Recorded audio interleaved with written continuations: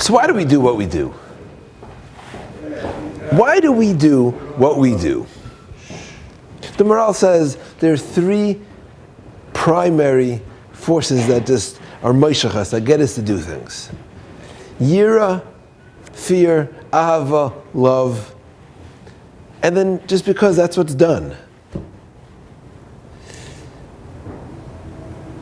Where does he say this? Rivka gets her yichus, her great yichus, mentioned twice in the Torah. First time at the end of the last parsha, and then again at the beginning of this parsha, we're told that Rivka was bas Besuel ha'arami mi Padan Aram, Achiz Lavan ha'arami. She was the daughter of Besuel, the brother of Lavan from Padan Aram, and we knew this already. So why is it being repeated? So Rashi says, listen, we want to tell you how great Rivka was. Lahagid shvacha, to tell you that even though she was a bas Besuel and Achiz Lavan and she's from Padan Aram, she still turned out okay. She didn't learn from their bad ways. So Maral's like, hey, I would have gotten the point with one. You tell me that she was the daughter of a Rasha and she still turned out okay. Hey, that says a lot.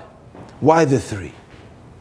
So he says because each one here represents a different meshicha, a different something that pulls us to do what we do. He says a father is Myra. There's an awe, there's a fear of a parent figure.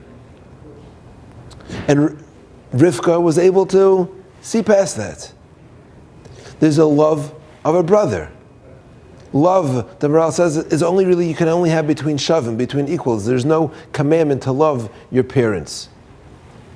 Love is among peers and among siblings, there's a love, and she was able to even disregard the love of her brother and not learn from his ways. And then there's just the place, the makom.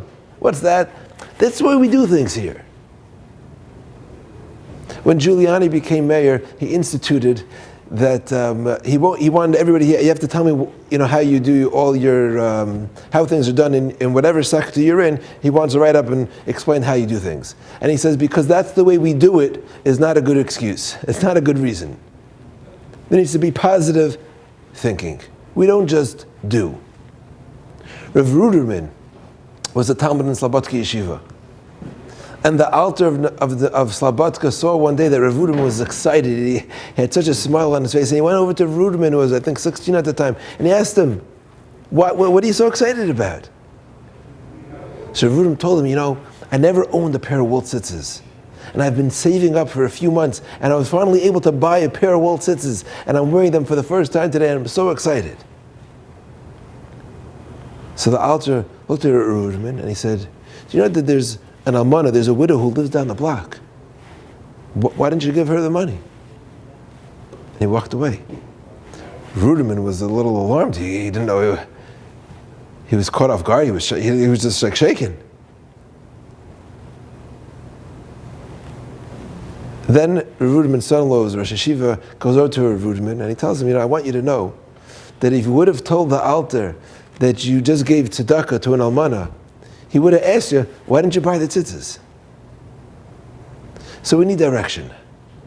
Why not? Because that's why we do it. Makam, Yira, Ava, those aren't good enough reasons. We are, Baruch Hashem, we've inherited the trait of our mother Rivka. And the Torah is telling the shvach of Rivka so we know that what we have inside of us. We don't have to do things because of Yira, because we're scared. We don't have to do things because of love of the people around us, or even because that's just the way people do things. We have the ability to dig deep inside and feel the feelings of Lishma, the real feelings, the caring for another, the love of HaKadosh Baruch Hu, the love He has towards us. And that way we can continue positively being Mekadosh Shem Shemayim, bringing Hashem's wonders and greatness to this world.